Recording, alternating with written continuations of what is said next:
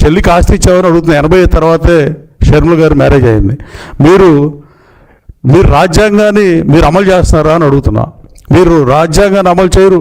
చట్టాన్ని ఎన్టీ రామారావు గారు చేసిన చట్టం ముఖ్యమంత్రికైనా, మాజీ ముఖ్యమంత్రికైనా, సిటిజన్కైనా, ఎమ్మెల్యేలకైనా, మంత్రులకైనా, సామాన్య వ్యక్తులకైనా రూల్ పొజిషన్ ఒకటే ఉంటుంది. నువ్వు దాన్ని గౌరవించవు.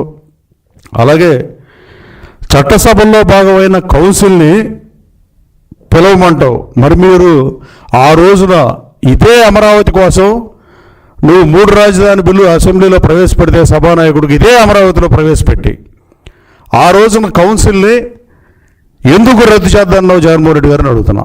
అంటే నీకు కావాల్సినప్పుడు ఒక నీతి, నీకు అక్కర్లేనప్పుడు ఒక నీతి. ఈ ద్వంద్వ ప్రమాణాలను ప్రజలు గమనించరా? కనీస విజ్ఞానకులైన ఈ రాష్ట్ర ప్రజలు 151 సీట్లతో నిన్ను 11 సీట్లకు పరిమితం చేసి నీకు ప్రధాన ప్రతిపక్ష హోదా ఇవ్వకుండా ఉంటే నువ్వు కనీసం ఆత్మావలోకనం చేసుకోవాల్సిన అవసరం ఉంది. నువ్వు అది మానేసి ఈ మావిగన్నని ఈ పేర్లే అసలు అంటే వికృతమైన భాష, వికృతమైన పదాల ప్రయోగం సబబుగా జగన్మోహన్ రెడ్డి గారు. నువ్వు కౌన్సిల్ని ఆ రోజు రద్దు చేద్దామన్న కౌన్సిల్ నీకు ఇవాళ ఎందుకు ముద్దయింది? అంటే నీకు ఏది పడితే అది నువ్వు చేస్తావా? ఈ రాష్ట్రానికి ముఖ్యమంత్రి అయినంత మాత్రాన నువ్వు గత ప్రామాణికాలు పాటించవా? రాజ్యాంగాన్ని అనుసరించి పరిపాలించాలన్న కనీస సంగీత జ్ఞానం లేదా?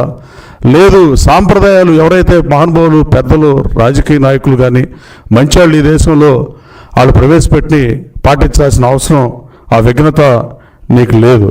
అలాగే అసెంబ్లీలో నువ్వు మార్చే అవకాశం ఉండకూడదనే మళ్ళీ వాళ్ళు చేస్తే మేము చట్టం చేయమంటున్నావు. అంటే ఇంకా అమరావతిని ఇంకా వ్యతిరేకిస్తే ఆ 11 సీట్లు కాదు, రాజకీయాల్లో పార్టీలు అన్యాయం చేస్తేనో, అభిప్రాయ భేదాలు వస్తేనో, భిన్నాభిప్రాయాలతో పార్టీ మారే నాయకులు చూసాం. కానీ నువ్వు ఇలాగే నీ వైఖరి కొనసాగితే కార్యకర్తలు కూడా కాంగ్రెస్ పార్టీ నుంచి మొత్తం వెళ్ళిపోయిన పరిస్థితి, నీ పార్టీ నుంచి కార్యకర్తలు కూడా వెళ్ళిపోయే పరిస్థితి ఉంటుందనే నిజాన్ని నువ్వు గ్రహిస్తే మంచిదని మీకు హితవు పలుకుతున్నావు. నువ్వు మళ్ళీ నేను అధికారంలోకి వచ్చినప్పుడు నేను తీర్మానం నువ్వు చేస్తావనే అనుమానం కూడా కల్లో కూడా ఉండకూడదు, అమరావతిని ఇంచు కూడా కదలకూడదు అనే ఉద్దేశంతోనే ఈ ఎన్డీఏ ప్రభుత్వం, గౌరవ ముఖ్యమంత్రి చంద్రబాబు నాయుడు గారు దీన్ని అసెంబ్లీలో తీర్మానం చేసి స్పెషల్ సెషన్ 6వ సెషన్ 16వ శాసనసభలో 6th సెషన్ దీనికోసం ఏర్పాటు చేసి తీర్మానం చేసి ఢిల్లీకి పంపించి నిన్న లోక్సభలో అన్ని పార్టీలు ఓటేస్తే నీ పార్టీకి ఉన్న 4 పార్లమెంటు సభ్యులు, లోక్సభ సభ్యులు పార్లమెంట్కి వెళ్తున్నారు. ఆ 4 లోక్సభ సభ్యులు వాకౌట్ చేయటం ఈ ప్రజలు గమనించరా? నువ్వు 5 ఎంపీలతో రాజీనామా చేపించి ప్రత్యేక హోదా కోసం ఫైట్ చేస్తున్నట్టు ఆడిన నాటకాన్ని కూడా ప్రజలు గమనించారు. నువ్వు తర్వాత దాని గురించి మాట్లాడలా. అలాగే అమరావతిలో ఇంకా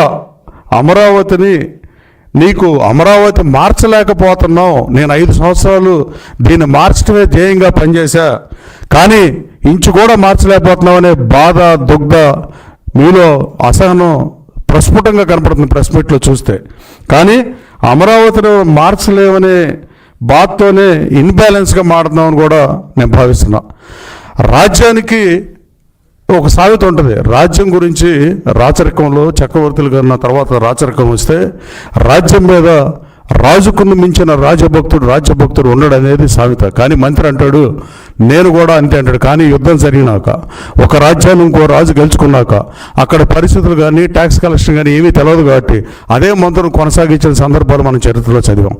ఇదంతా ఎందుకు చెప్తున్నానంటే ఆ రోజు నువ్వు కాంగ్రెస్ పార్టీకి రాజీనామా చేసి నీతో పాటు నా తల్లి నేను కలిసి పార్టీ పెడుతున్నామని ఆవిడ గౌరవ అధ్యక్షులుగా పెట్టి నువ్వు పార్టీ అధ్యక్షుడిగా పెట్టి ఆవిడ పులివెందుల శాసనసభ్యురాలుగా గెలిచి తర్వాత నువ్వు కడప పార్లమెంటు గెలిచి మేమిద్దరంతో మొదలైన ఈ పార్టీ అని చెప్పి నువ్వు కనీసం ఈ రాష్ట్రంలో అమ్మ రాజీనామా అనే దాసనారాయణ గారి సినిమాని ఎప్పుడో మా చిన్నప్పుడు చూసాం.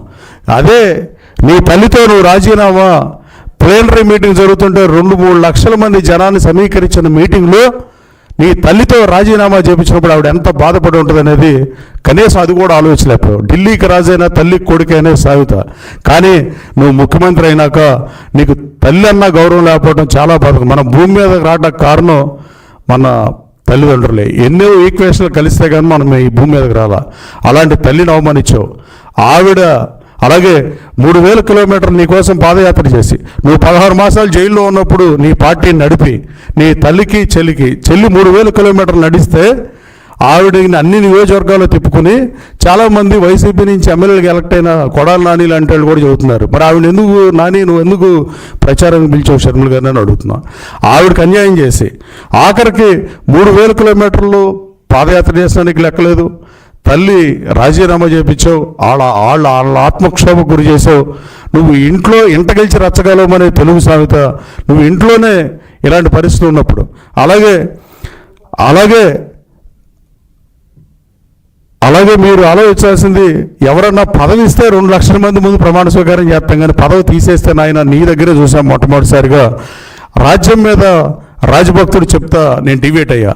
అలాంటి పరిస్థితుల్లో నువ్వు 2014లో నీకు 67 సీట్లు వస్తే 2019లో ఎట్టి పరిస్థితుల్లో నువ్వు ముఖ్యమంత్రి అవ్వాలని నువ్వు నీ భార్య ఎలా కోరుకున్నారో, మీ సతీమణి ఎలా కోరుకున్నారో, అలాగే నీ తల్లి వైఎస్ విజయం గారు కానీ షర్మిల గారు కానీ అంతే స్థాయిలో కోరుకోకపోతే వాళ్ళు అలా పనిచేయరు. ఒకటి, ఎవరైనా విభేదించవచ్చు, నీకు ప్రతిపక్ష హోదా రాదని చెప్పి నేను ఎన్నికల ముందే చెప్పా. దానికి ప్రధానమైన కారణం అన్నదమ్ములకో అక్క చెల్లెళ్ళకో నచ్చపోవటం ఉంటుంది, కానీ కన్న తల్లికి మనం ఎలాంటి వాళ్ళమైనా నచ్చుతాం. అలాంటిది కన్న తల్లికి కూడా జగన్మోహన్ రెడ్డి నచ్చలేదంటే ఈ రాష్ట్ర ప్రజలకు నచ్చడు. ప్రధాన ప్రతిపక్ష హోదా ఈ రాష్ట్ర ముఖ్యమంత్రిగా అతను పనిచేస్తున్న జగన్మోహన్ రెడ్డికి రాదని చెప్పా. అలాగే చంద్రబాబు నాయుడు గారు హోదా తీసేద్దాం అనుకున్నావు, అది ఫెయిల్ అయ్యావు. అలాగే రాజ్యం మీద రాజభక్తి లాగానే ఇతను వాళ్ళిద్దరూ కూడా ఎంత బలంగా కోరుకున్నారో 2019లో జగన్మోహన్ రెడ్డి రాష్ట్రానికి ముఖ్యమంత్రి అవ్వాలని ఎంత కోరుకున్నారో వాళ్ళే 2024 ఎన్నికలకు వచ్చేపాటికి ఈ అమరావతిని మార్చడం కానీ, ఇతను చేసిన అనాలోచన నిర్ణయాలు కానీ, 1 కాదు 2 కాదు, అది రిషికొండ ప్యాలెస్ కానీ, మెడికల్ కాలేజీ పెడతాం వదిలేయటం, అన్నీ అరా కొరగా మార్చేయటం, అభివృద్ధిలో సగంలోని పనులు ఆపేయటం, రాజధాని మారుద్దామని ఆలోచన చేయటం, ప్రజావేదికను కోల్చడం, ఇవన్నీ చూసి విసిగి వేసారి 2024కి వచ్చేపాటికి అదే వైఎస్ విజయం గారు, అదే షర్మిల గారు, చంద్రబాబు నాయుడు గారు ముఖ్యమంత్రి అయితే బాగుండని కోరుకున్నారని నేను బలంగా నమ్ముతున్నా, నో డౌట్, వ్యక్తిగతంగా. అలాగే నువ్వు ఇలాగే రాజధాని మీద స్టాండ్ తీసుకుంటే బల్లలు కొట్టి ఆ రోజున 151 మంది శాసనసభ్యులు 3 రాజధానులు చేస్తున్నామంటే మీ ఇంట్లో మీటింగ్ పెట్టినప్పుడు ముగ్గురేమో గెలిచిన శాసనసభ్యులు, ఓడిపోయిన నేను వ్యతిరేకించాం, మిగతా వాళ్ళు బల్లలు కొట్టారు. అలాగే అసెంబ్లీలో 151 మంది బల్లలు కొట్టారు నీతో సహా. వాళ్ళందరిలో ఇప్పుడు సభలో 11 మంది వచ్చారు, 4 కొత్త వాళ్ళు వచ్చారు, ఒక 7 నీతో సహా పాత వాళ్ళు వచ్చారు. అంటే ప్రజా తీర్పు ఎలా ఉందో గ్రహించకపోతే అది మీ చాయిసే. ఇంకా వాళ్ళందరినీ ప్రజలు ఇంటి దగ్గర కూర్చోబెట్టినా మీరు ఇంకా ఇలాగే మాట్లాడితే కాంగ్రెస్కి ఎలా కార్యకర్తలు దూరం అయ్యారో, కార్యకర్తలు కాంగ్రెస్ పార్టీకి రాజీనామా చేసి ఎలా మారిపోయారో, విపత్కర పరిస్థితులు వచ్చినప్పుడు రాజకీయ పార్టీ నుంచి కార్యకర్తలు కూడా దూరం అయిన సందర్భాలు ఈ దేశంలో చాలా రాజకీయ పార్టీలు జరిగినాయి. అది ఇదే స్టాండ్లో వైఎస్ఆర్సీపీని మీరు నడిపితే అదే పరిస్థితి మీకు వచ్చే పరిస్థితి ఉందని నేను బలంగా నమ్ముతున్నాను.